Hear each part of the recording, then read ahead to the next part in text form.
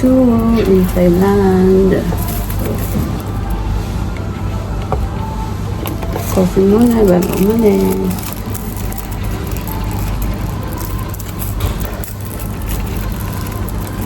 Coffee.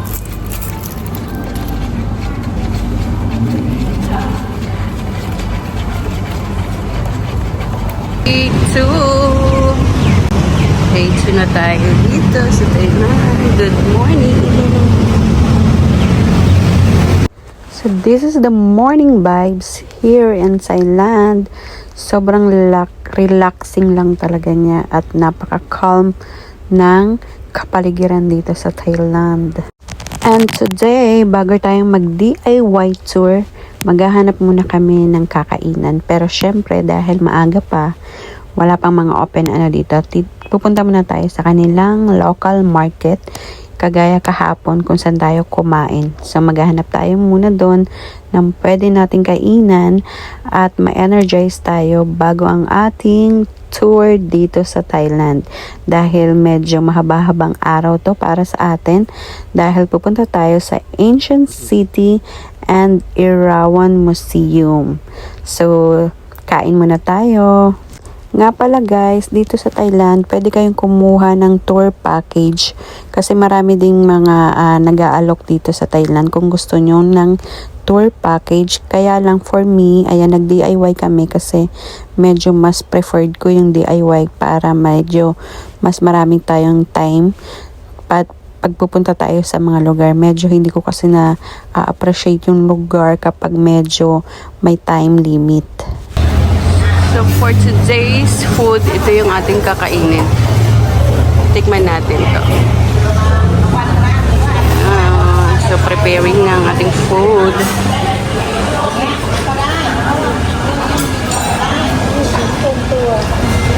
Then to try na din natin to. So masarap daw to.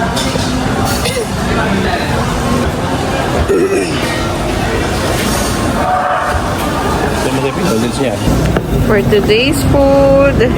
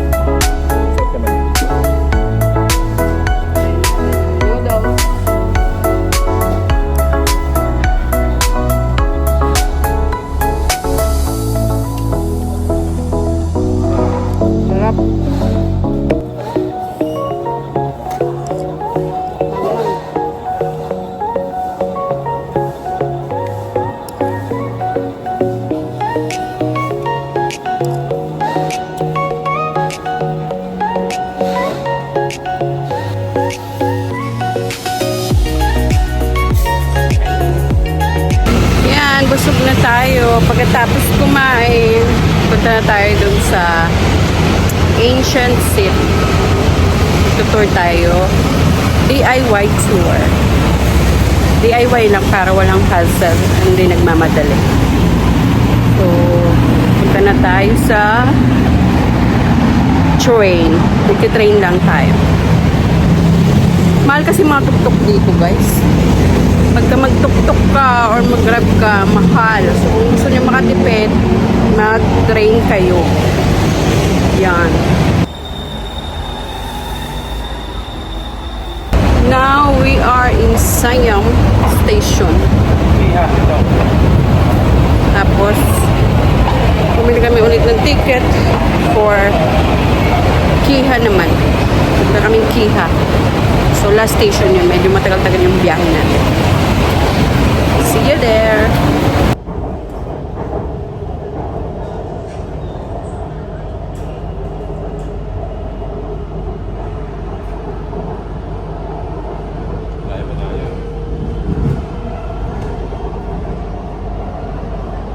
Sobrang natutuwa talaga ako dito sa Thailand kasi dito guys, yung mga tao talaga dito is napaka-disiplinado talaga nila. Kapag sasakay kayo ng tren, as in talagang may manners talaga sila, mag-aantay muna, palalabasin muna yung mga lalabas, then tsaka kayo papasok. Hindi yung walang tulakan talaga. Hindi mo mararamdaman dito yung mga ganong kaguluhan. As in talagang sobrang payapa. And sobrang maliwalas talaga ng tren nila dito. Most of the people here guys is talagang gumagamit talaga sila ng tren. Kasi medyo may bus naman dito pero hindi talaga nila prepared yung bus. Talagang tren yung ginagamit nila dito kasi mabilis talaga siya. At saka talagang napaka-comfortable talaga gamitin ng tren nila dito. Most ng mga tourist spot dito guys is mayroon yan malapit na train station. So check nyo na lang sa train station kung ano yung mga lugar na medyo malapit sa mga pupuntahan ninyo. Para alam nyo na kung saan station kayo bababa or saan station kayo sasakay. Ang mode of transportation dito guys, meron ditong tuk-tuk, meron ditong bus, ayan. Sa tuk-tuk kasi guys, medyo mahal yung pamasahe. And some reason, medyo kapag tourist ka, medyo mas mahal din yung sinisingil nila. Pwede ka naman makipagtawaran, yun nga lang, syempre, kung talagang namang nagtitipid ka din, talagang mag-tren ka na lang kasi mas sulit at mas mura naman talaga pagka-tren. Tapos mabilis ka pang makakapunta dun sa lugar na pupuntahan mo. So, nandito tayo ngayon sa Keha Station. Dito sa Keha Station, dito medyo malapit yung ating pupuntahan, which is yung Ancient City. Dito, sasakay pa tayo ng isa pang ride papunta doon sa Ancient City. Nasa Keha na kami. Keha Station. Taxi na tayo. Take exit 3. So, dito sa Keha Station, mag-exit naman tayo sa number 3. So, check nyo na lang guys kung saan kayo mag-exit para hindi kayong maliligaw kasi meron namang mga nakalagay dyan. Hanap na kami ng taxi ngayon or bus papunta sa Ancient City. Let's go. Sakay tayo ng bus 36. May mga waiting na rin dito ng taxi and grab.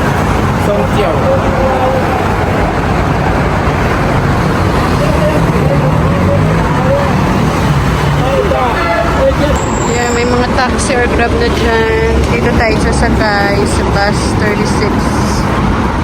36. Jeep ba yan? Parang jeep.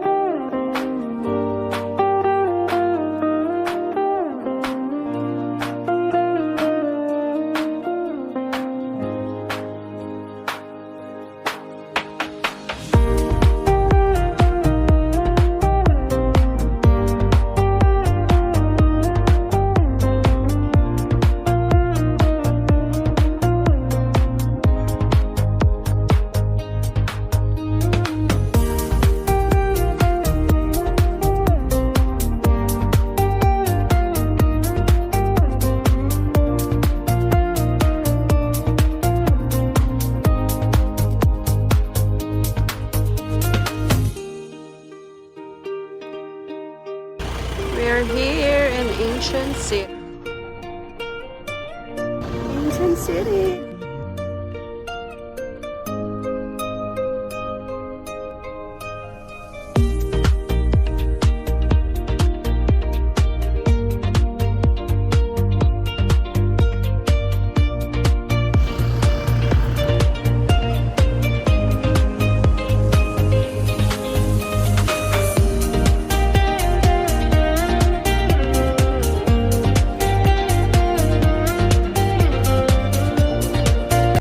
Dahil walk-in nga lang kami guys, so may binigay sila sa amin parang app kung saan kami pwedeng online booking para sa aming day tour today. So depende sa inyo guys kung anong kukunin yung booking. So sa amin, kinuha namin yung meron ng free Thai dress at saka meron na siyang admission para sa Irawan Museum. Nagrent nga rin pala kami dito ng electric car or golf car kasi medyo malawak nga pala tong ancient city, so kailangan nyo magrent ng car. And dapat guys may license na rin kayo or driver's license sa Philippines bago kayo makapag-rent ng golf car dito. Kapag 2-seaters nga pala yung i-rent nyo, nasa 100-250 baht siya per hour. First hour, tapos mag-a-add na lang kayo kapag nag-excess kayo dun sa first 1 hour. And alam nyo ba guys, ang Ancient City ay one of the largest open-air museum in the world. Lahat na makikita nyo dito ay replika ng mga temple or mga famous monuments dito sa Thailand. Pag nandito ka nga guys, mafe-feel mo talaga yung history ng Thailand in one place.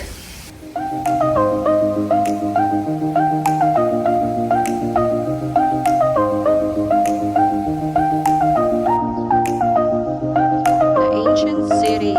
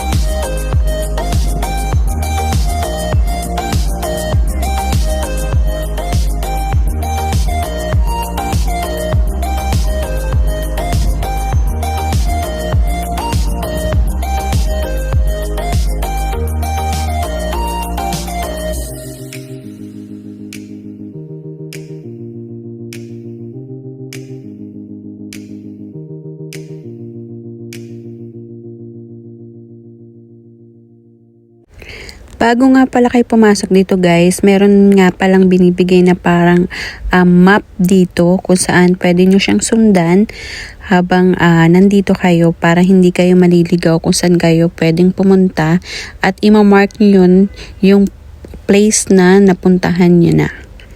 So sobrang dali lang niyang ikutin kasi meron naman siyang map na pwede kayong i-guide.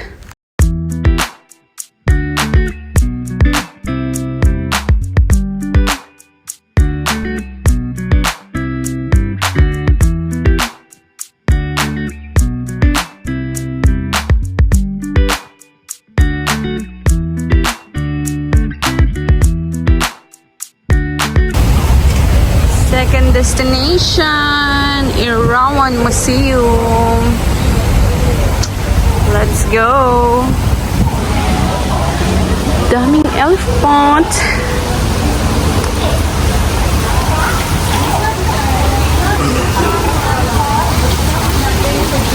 Oh my gosh. So here from Ancient City, nag-taxi na lang kami papunta dito sa Irawan Museum. Wala na kaming binayaran na admission dito kasi kasama na siya dun sa binayaran namin sa Ancient City. So pinakita lang namin yung aming ticket dito, then pinapasok na kami. Malapit lang din naman siya sa Ancient City, kaya lang wala na kaming time kaya nag-taxi na kami. Dito nga guys, makikita mo talaga yung napakagandang structure ng kanilang museum dito at ang detailed niya guys, sobrang ganda talaga. Talagang maa-amaze ka, may isip mo talaga kung paano nila nagawa tong mga ganitong structure. Kasi sobrang ganda ng mga detail at saka parang feeling ko napakahirap talaga niyang gawin. Lalo na yung malaking elephant sa labas. Imagine paano nila nailagay yung malaking elephant na yun dun sa labas. Hindi ko alam kung ilang tao ba yung gumawa nun para lang magawa talaga yun. Ma-amaze ka lang talaga sa mga building structure dito sa Irawan Museum kasi sobrang detailed talaga nung building na ito, yung pinasok namin building dito, sobrang ganda talaga nung kanilang pagkakagawa talaga nito. And ito yung sa labas na nakita natin may malaking elephant dun sa taas. So check natin kung ano nga ba yung meron dito sa taas kasi medyo madami siyang hagdan guys. And yan, finally malapit na tayo. Ano kaya yung meron dito sa taas? Dito guys, makikita nyo yung kanilang mga iba't ibang religious artifacts. Yun lang naman yung makikita natin dito kasi sikat lang naman to dun sa kanilang 3-headed elephant na nakadisplay sa labas. After nga ng tour namin, no, biglang sumama yung panahon dito sa Irawan Museum. So go! Umuulan na. Kailangan na mo. Buti na lang talaga nakahabol sa MRT. Sobrang lakas ng ulan. Biglang bumagsak yung ulan.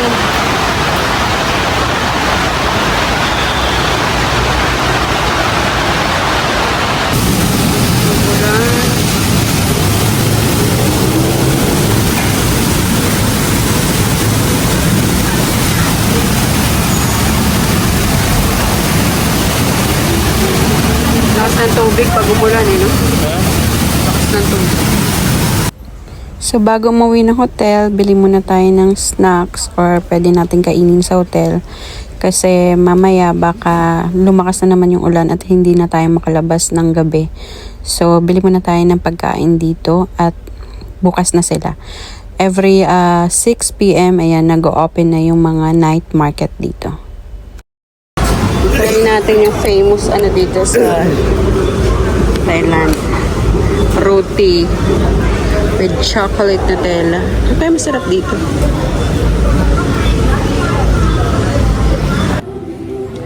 Roti with egg and banana.